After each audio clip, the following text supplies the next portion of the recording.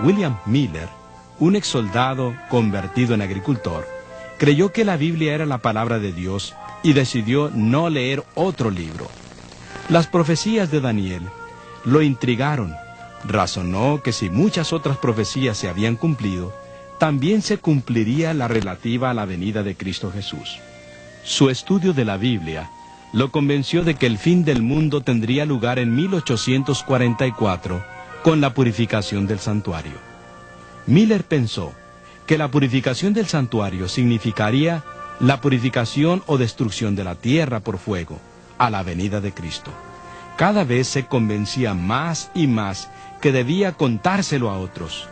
Pero él era solo un agricultor, ni pensar que pudiera predicar. Durante 5 años estuvo rechazando el llamado a predicar. Un sábado por la mañana, después de levantarse de sus rodillas, un sobrino le trajo un mensaje. ¿Podría ir a predicar a Dresden mañana? Porque el pastor no podrá hacerlo.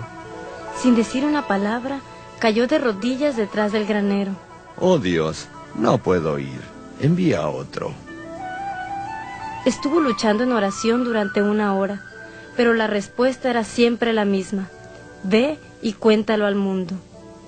Con estas palabras resonando en sus oídos, Miller fue a Dresden y predicó todas las noches durante 1 semana, y cuando regresó a su casa, lo esperaban otras invitaciones para predicar. Donde quiera que iba, la gente se convertía a Cristo. Muy pronto, estaba predicando tiempo completo en toda Nueva Inglaterra. Entonces, una noche de noviembre de 1833, millones de personas vieron la fantástica caída de las estrellas. Era un cumplimiento directo de la propia predicación de Jesús en cuanto al fin del mundo. La venida de Cristo tenía que estar cerca. Otro predicador, José James, llevó a Miller a las grandes ciudades y muy pronto miles de personas se convertían y eran bautizadas. Un predicador metodista, Josias Leach, a la derecha de la foto, se unió a Miller y escribió un libro en cuanto a las profecías. Hasta llegó a persuadir a su joven amigo Carlos Fitch que se le uniera para predicar. Con la ayuda de Apollo Hale, otro predicador, Fitch trazó la famosa carta que muestra cómo todas las profecías señalaban la venida de Cristo. Pero en otras partes del mundo también había otros que, como Miller, estaban estudiando estas mismas profecías y estaban predicando en cuanto a la venida de Cristo. En Suiza, 2 jóvenes fueron arrestados por predicar la segunda venida de Cristo. En todos los Estados Unidos, el reavivamiento adventista crecía a pasos agigantados. Se construyó una carpa especial, la más grande del país, donde se celebraban congresos campestres y a la cual asistían hasta 30,000 personas. Para el Congreso de East Kingston, se extendió una línea férrea para que la gente pudiera asistir a las reuniones. En agosto de 1844, otro congreso estaba en progreso. José Bates estaba predicando cuando de pronto un hombre llegó corriendo. Se dirigió directamente al púlpito y empezó a predicar, señalando que la purificación del santuario debía tener lugar el día de la expiación. La fecha caía el 22 de octubre de 1844. La gente salió de ese congreso con un mensaje urgente en sus labios. Viene el esposo, salid a recibirle.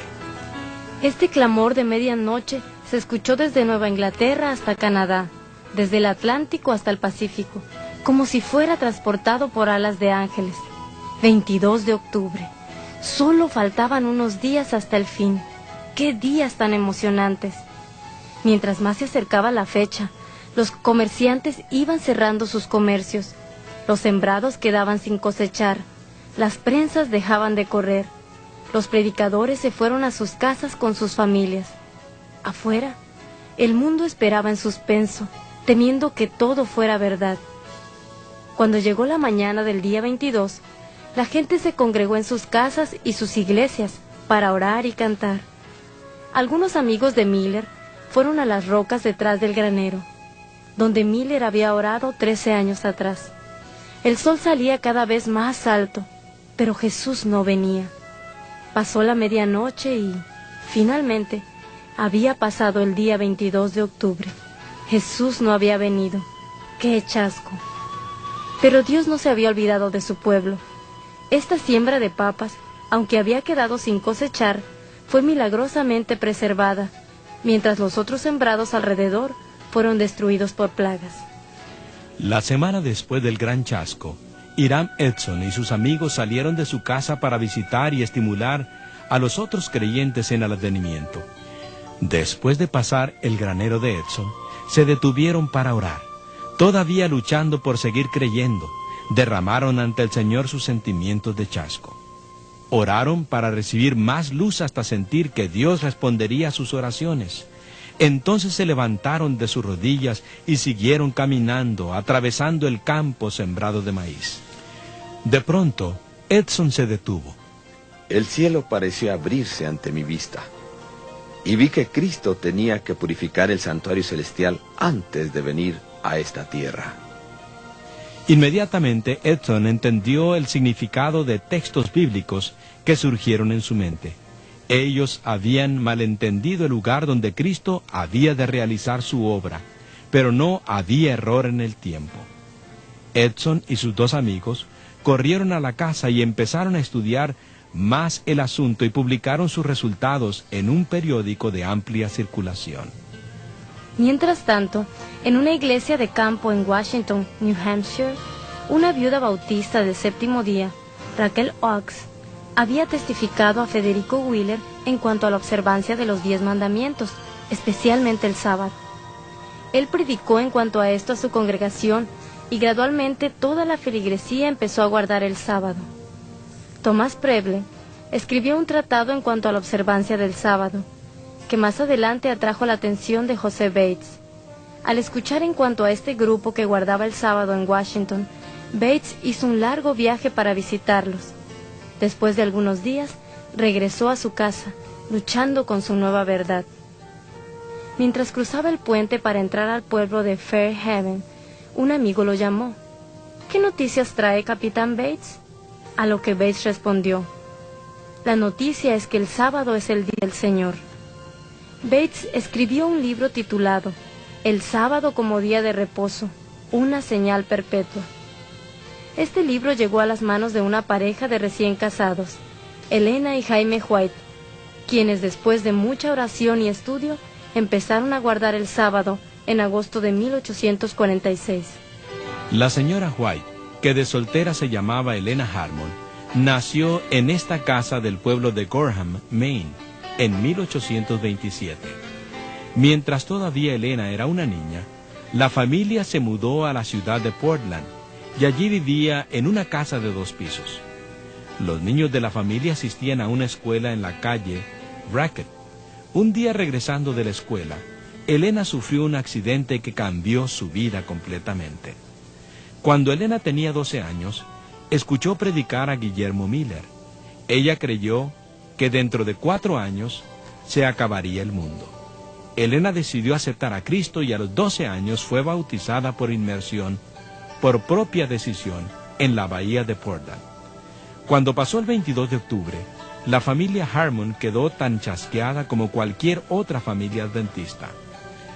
Pero pocas semanas después, Elena estaba orando con unas amigas en la casa de Elizabeth Haynes, y el Espíritu Santo vino sobre ella, y ella recibió su primera visión. Ella vio un sendero por encima de la tierra, por donde iban caminando los creyentes adventistas hacia la santa ciudad. Al principio del sendero había una luz brillante. Un ángel le dijo que ese era el clamor de medianoche. Evidentemente, el 22 de octubre era en realidad el comienzo y no el fin, como ellos habían esperado. Una semana después, el ángel regresó pidiendo a Elena que contara a otros lo que ella había visto, pero ella rehuyó llena de temor. De nuevo el ángel le pidió bondadosamente que fuera la mensajera del Señor. Finalmente ella rindió su vida a la voluntad de Dios por completo. En una reunión de amigos, algunos días más tarde, ella empezó a contarles de la visión. Ella empezó a escribir lo que había visto.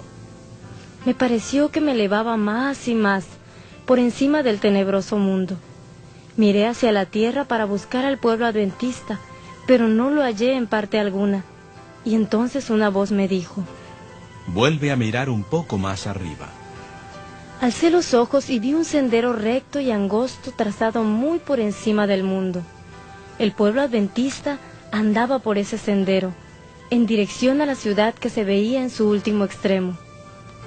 Así empezó una larga vida de proclamación de los mensajes de Dios. Nadie podía ver cómo los mensajes de los 3 ángeles podrían dar la vuelta al globo. Pero hoy podemos ver los resultados de estos cimientos. Hoy hay millones de guardadores del sábado en todo el mundo que proclaman la misma esperanza. Jesús viene pronto.